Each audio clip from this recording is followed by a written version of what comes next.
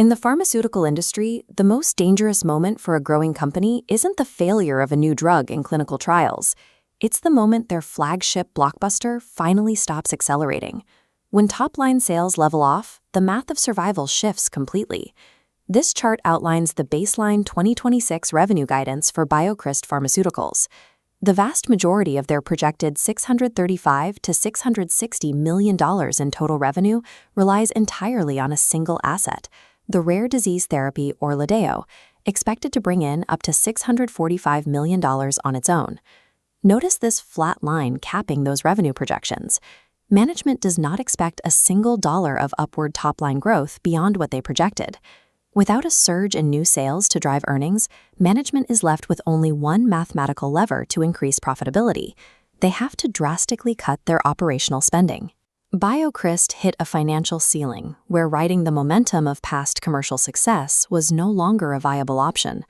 To satisfy investors looking for a return, the company had to restructure its corporate operations from the ground up.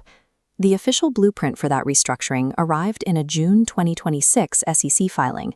BioCryst submitted a Form 8K, which public companies use to immediately alert shareholders to major material changes in the business. The filing detailed a stark strategic pivot. BioCryst is completely shutting down its internal discovery programs. The immediate physical casualty of this decision is their Discovery Center of Excellence in Birmingham, Alabama. Management confirmed that by the end of 2026, the facility will be closed permanently. Vacating a building is a standard cost-cutting measure, but this particular move goes much deeper. BioCryst is entirely abandoning the high-risk, ground-level research phase of drug development to protect their financial bottom line. Here is a waterfall chart showing exactly how this facility closure reshapes BioCryst's budget. On the left is their original 2026 operating expense target of $450 to $470 million. On the right, a $30 million chunk drops off, leaving a new, leaner target of $420 to $440 million for the year. That missing lock represents the savings from winding down the Birmingham site. But notice the label on that chunk. These figures are non-GAAP operating expenses. This metric intentionally excludes the messy, one-time costs of firing staff, terminating leases, and closing down a facility. BioCryst's chief financial officer framed this $30 million reduction as a way to maintain discipline, shedding early-stage research costs while ensuring the expenses for their core commercial business remain low. However, the physical reality of shuttering a major lab involves severances and contract payouts.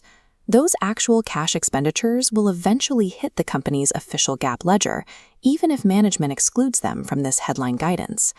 By leaving revenue targets completely untouched while actively shrinking their projected spending, management is relying strictly on this ledger engineering to force a better profitability profile for 2026.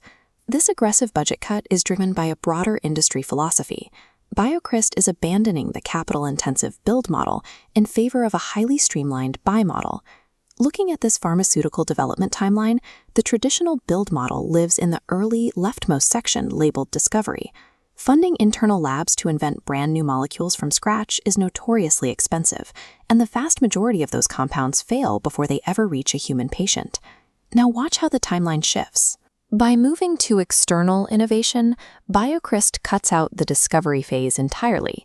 Instead, they are acquiring assets that have already survived the early hurdles, dropping them directly into the green, late-stage testing phases. Skipping the line carries an enormous upfront penalty. In the first quarter of 2026, BioCryst recorded a staggering $701.6 million GAAP operating loss to pay for acquired in-process research and development after buying a company called Astria. But that massive expense secured navenibart. This is a highly de-risked Phase 3 drug candidate for hereditary angioedema, with critical 6- and 12-month efficacy data expected in the third quarter of 2027. The reallocation of capital also protects a secondary priority acquired in that deal, BCX 17725, an investigative treatment for Netherton syndrome that is pushing toward early proof-of-concept data by the end of 2026. Sacrificing the internal Birmingham lab was a calculated trade. BioCryst's traded the remote possibility of discovering future drugs for the capital required to push these two highly probable late-stage assets across the commercial finish line.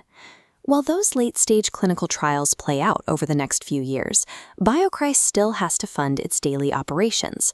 That requires maximum efficiency from their existing commercial engine.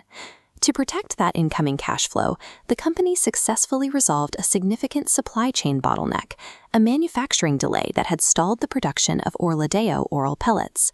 With production back on track, this specialized formulation will be available in early August of 2026, protecting the company's market share among pediatric patients. A strategy built entirely around cutting research costs is only mathematically viable if the commercial foundation remains absolutely bulletproof. So far, biotech and equity analysts are maintaining a neutral stance, taking a cautious, wait-and-see approach to the restructuring announcement. In the short term, Wall Street is watching one specific metric: whether actual 2026 spending stays strictly within those newly defined boundaries of $420 to $440 million. The long-term risk is much harder to quantify. By amputating their internal discovery lab today, analysts warn that BioCryst risks starving its pipeline of homegrown assets a decade from now. BioCryst is betting its corporate existence on a single premise. In the high-stakes rare disease market, buying external innovation is ultimately cheaper and much faster than discovering it yourself.